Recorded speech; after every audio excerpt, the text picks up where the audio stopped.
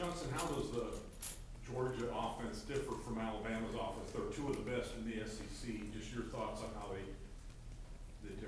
Well, there's a lot of differences. There's some similarities. Alabama does not run the ball with the quarterback.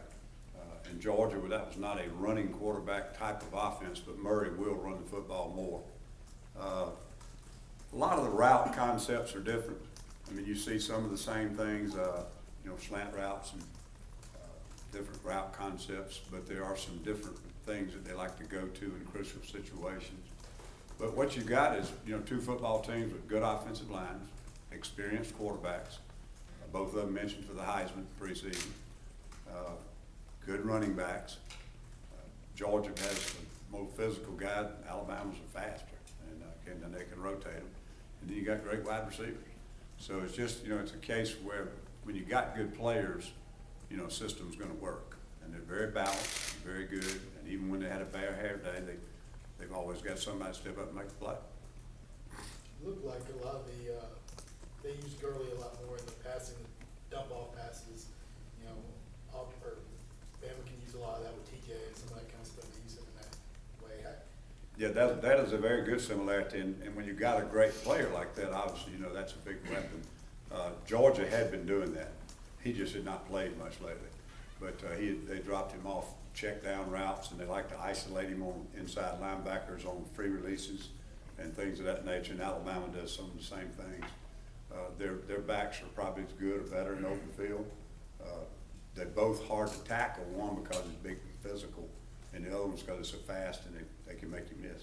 Just from the naked eye, it looked like Jay Collin maybe had his best game, especially there when that last touchdown by Aaron Murray was in on those last two. Yeah, Jay probably had more tackles than he's had. Had 2 pass breakups. One of them was crucial down at the goal line. And, we all thought we stopped him on the goal line down there, and he was certainly the primary hitter on that.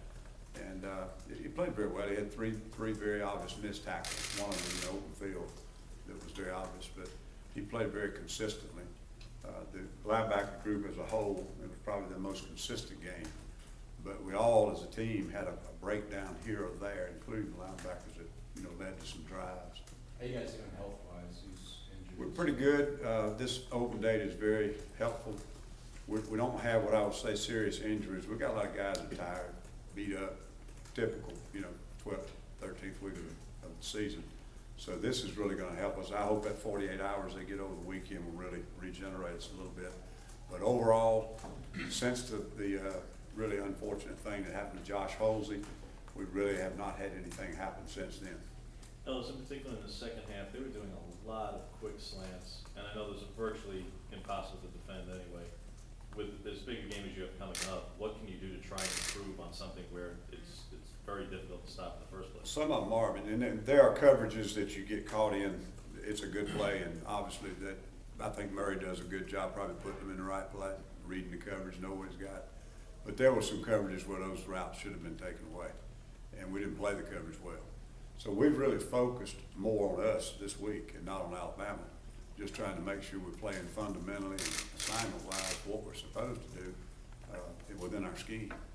But he throws that very well. I mean, 2 years ago, we played him in Athens, and we were playing pretty well. We turned the ball over 2 or 3 times. I think they had a touchdown and a field goal the first half. The second half, same thing. Speeded up the tempo, kind of makes you tip your hand on defense. He's really quick to go to his checks or his reads. And he started hitting the quick slants and then running the football, the quick slants and running the football and changing it up. And he's just a really good player. What have you seen from AJ, him making the progression, kind of like Aaron's made? You've seen, him over the years, the offense has become more centered on him a little bit than maybe prior years. Well, I've coached against Alabama, but not him. And it's a new coordinator. There's some similarities because I think it's their philosophy. They want to control the football and take deep shots on early downs. But after that, it's very different from what I remember. Personnel, not the personnel themselves, but personnel groupings are somewhat similar that they were 4 or 5 years ago. But past that, they have more speed on the perimeter and in the backfield. And back when I played them last time, they had Richardson and Ingram. They were big and physical. The tight ends were bigger and more physical and used them more in the lead game and the power game. So there's some similarities since the last time I coached against them, but there's some very different things about their individual players. They really, don't have a player you can take your eye off of at any point in time. All of them are capable of making plays and making big plays at any time. After a big win like that, is it much easier to keep the guys' attention considering all the breakdowns in the fourth quarter and get them in that meeting room? Well, it is. I mean, we've won 7 in a row now, and the thing that is sometimes harder to maintain a level of intensity than it is to, come back off of a disappointing loss like LSU. But we've won some close ball games that could have gone either way several times, and our players know that we've got to continue to improve to have any chance to beat Alabama. D Ford had another excellent performance, and when you just think back to even going back into the spring and saying that he was the only bona fide pass rusher coming into it, to pressure a quarterback as consistently as that against a team as good as Georgia just was, how important has he been this past week, this whole season for you guys? He's been extremely important, and I think if you go back, when we missed him early in the season, especially against teams like Washington State who were throwing it so frequently, it was a big handicap. So we were obviously really happy to get him back in the lineup, and I think he's been obvious what he's meant to us in some big ball games like Georgia and also Texas A&M. The plays he's made at crucial times. And he's made frequent plays, but he's also made critical plays at critical times and just been good. But I do think the rest of our guys improved. Rodney's done a heck of a job with them. We've got some other guys that get pretty good pressure, improved in that area. And D, certainly helps them be that way because they've always got to be aware of him. The only problem the other night, he was so good the first couple of plays, and I think he's the one that forced him into those quick passes. So maybe if he'd slowed down a little bit, we'd have got him to play more drop back. You've been a part of this rivalry before when you're at Alabama. Just some of your memories, what do you think about this game, the Iron Bowl coming up? Yeah, obviously one of the greatest rivalries in college football. And I've been coaching 38 years, and I coached longer at Alabama than any other school I've ever been at. Obviously have great respect for them, have some close friends there. When you're in the business as long as I've been in it, you know people everywhere.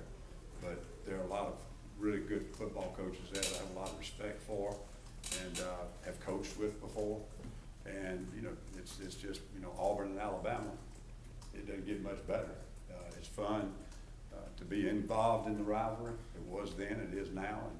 And, I'm real excited about it and have an opportunity like we have put ourselves in to play against the #1 team in the nation and have some things riding on it. I don't think anybody could have dreamed our football team would have had this opportunity. So we're very lucky and obviously excited about it. And going to have to really play well, to have a chance to reap the benefits.